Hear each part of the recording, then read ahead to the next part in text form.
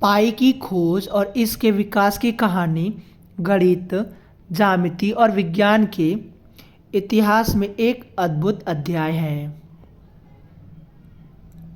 इसे समझने के लिए हमें प्राचीन समय से लेकर आधुनिक काल तक का एक लंबा सफ़र तय करना होगा।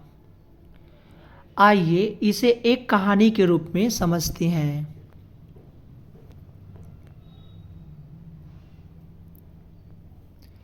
कहानी की शुरुआत। प्राचीन समय में एक समस्या। कई हजार साल पहले जब लोग चांद तारों को निहारते और गुफाओं में रहते थे, उन्होंने एक विचित्र चीज़ देखी। अगर आप एक गोल आकृति जैसे पहिए या पानी के कुंड के किनारे की माप यानी परिधि को उसके व्यास से विभाजित करें तो हर बार परिणाम लगभग एक ही होता है। इस रहस्य ने मानव मस्तिष्क को जिज्ञासु बना दिया। गोल आकृतियों का रहस्य समझने के लिए कई सभ्यताओं ने इसे मापने की कोशिश की।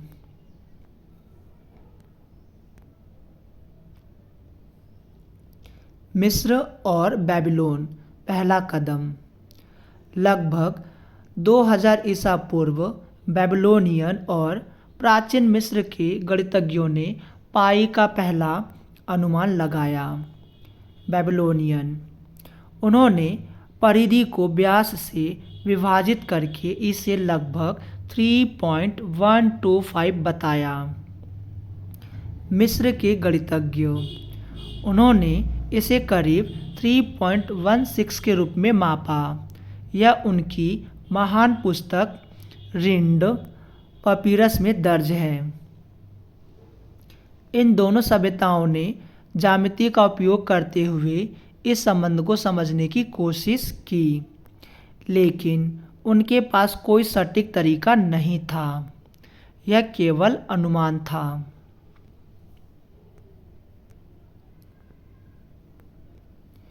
यूनान।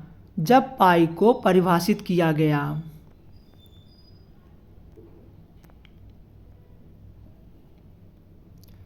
अब कहानी पहुंचती है प्राचीन ग्रीस में, जहां महान गणितज्ञ आर्किमिडीज ने पाई के लिए व्यवस्थित गणना का पहला तरीका विकसित किया। लगभग 250 ईसा पूर्व आर्किमिडीज ने पाई का मान 3.1408 और 3.1429 के बीच बताया। उन्होंने यह कैसे किया? आर्किमिडीज ने एक क्रांतिकारी तरीका अपनाया। उन्होंने गोल आकृति के अंदर और बाहर बहुभुज बनाए। इन बहुभुजों की परिधि का उपयोग करते हुए उन्होंने पाई का सटीक अनुमान लगाया। यह एक बेहद बुद्धिमानी भरा तरीका था।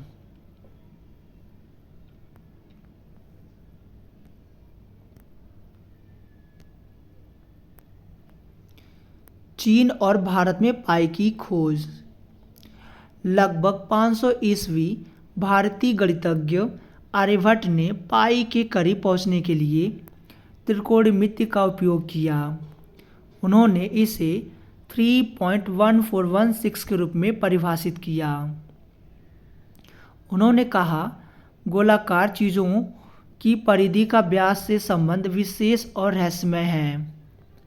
लगभग 480 से लेकर 530 ईस्वी चीन के गणितज्ञ झू चोंगझी ने पाई का मान 3.1415926 और 3.1415927 के बीच निकाला। यह गणना इतनी सटीक थी कि इसे 1000 वर्षों तक किसी ने चुनौती नहीं दी।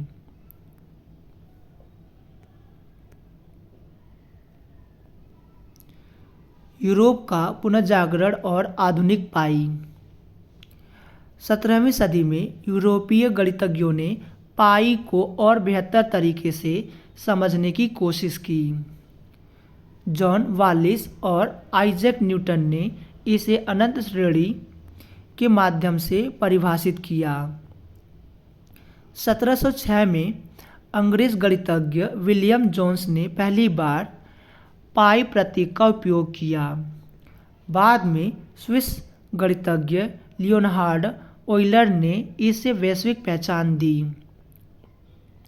पाई आज का योग।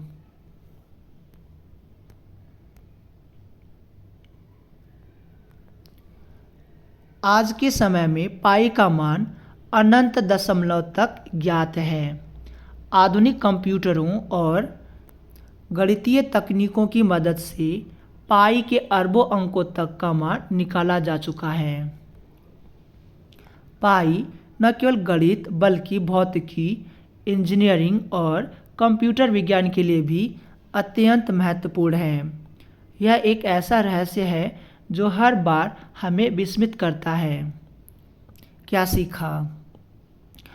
पाई की कहानी केवल गणित की नहीं है, यह इंसानी जिज्ञासा और खोज की कहानी है।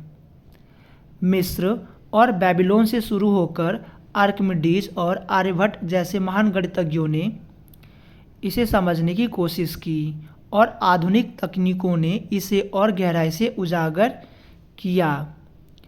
पाई हमें यह सिखाती है कि अगर आप किसी समस्या को सुलझाने में लगे रहे तो हर बार आप एक कदम आगे बढ़ सकते हैं।